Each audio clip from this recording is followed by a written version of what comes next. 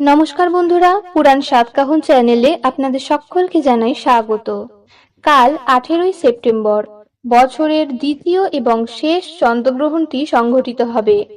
আজ আমি আপনাদের এই ভিডিওতে বলবো এই বছরের দ্বিতীয় তথা শেষ চন্দ্রগ্রহণের সঠিক সময় কি, চন্দ্রগ্রহণটি ভারতে দেখা যাবে কিনা বা কোন কোন জায়গায় দেখা যাবে, গ্রহণের সময় কি কি করা যাবে এবং কোন কোন কাজ করা যাবে না এই বিষয়ে। তবে তার আগে আপনি যদি আমাদের চ্যানেলে নতুন হয়ে থাকেন তবে পরবর্তী সমস্ত ভিডিওগুলি পাওয়ার জন্য আমাদের চ্যানেলটিকে সাবস্ক্রাইব করে সঙ্গে থাকুন। পুরাণ অনুসারে বলা হয়, যখন রাহু চন্দ্রকে গ্রাস করে নেয় তখনই হয় চন্দ্রগ্রহণ। তবে বিজ্ঞানের ভাষায় যখন চন্দ্র ও সূর্যের মাঝে পৃথিবী অবস্থান করে তখনই হয় চন্দ্রগ্রহণ। 18ই সেপ্টেম্বর ভাদ্রপদ পূর্ণিমার দিন এই বছরের শেষ চন্দ্রগ্রহণটি হবে। চলুন জেনে নেওয়া যাক চন্দ্রগ্রহণ কখন সংঘটিত হবে, ভারতে এই আংশিক চন্দ্রগ্রহণটি দেখা যাবে কিনা বা কোন কোন জায়গায় দেখা যাবে।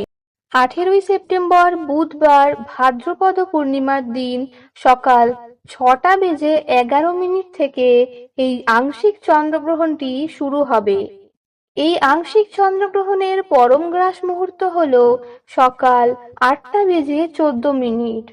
চন্দ্রগ্রহণের সূতক 9 ঘন্টা আগে থেকে লাগবে। শাস্ত্র অনুসারে গ্রহণের এই সময় পূজাপাঠ ও ধর্মকর্মের কাজ একেবারে করা নিষেধ রয়েছে। সূতক সময়কে একটি অশুভ সময় বলে মনে করা হয়।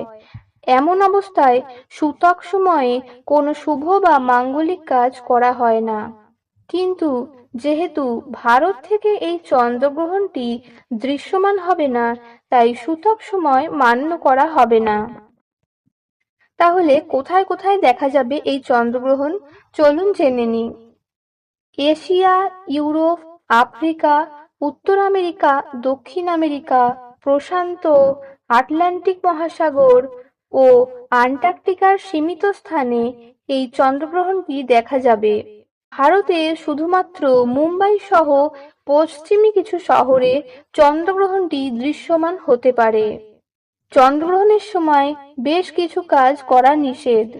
সেগুলি হলো, চন্দ্রগ্রহণের সময় দেবদেবীর মূর্তি পুজো বা স্পর্শ করা উচিত নয়। গ্রহণকালে খাওয়া দাওয়া করা নিষিদ্ধ, তাই গ্রহণের সময় খাবার তৈরি করা বা খাওয়া যাবে না।